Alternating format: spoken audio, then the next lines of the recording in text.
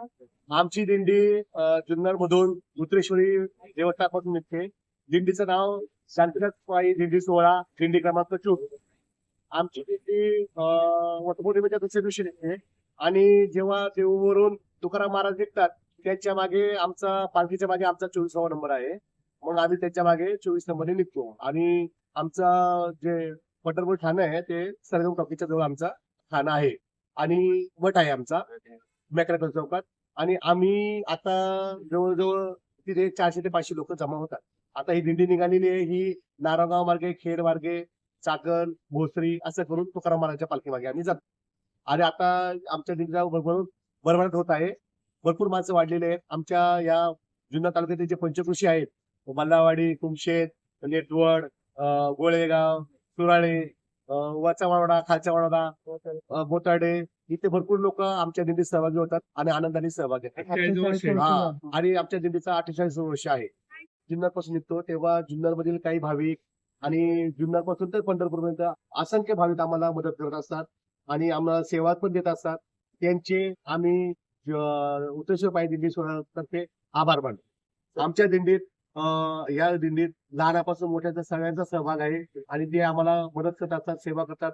काही सेवेकरी पण आहेत आमच्या दिंडीत आणि आम्हाला ती मदत करतात.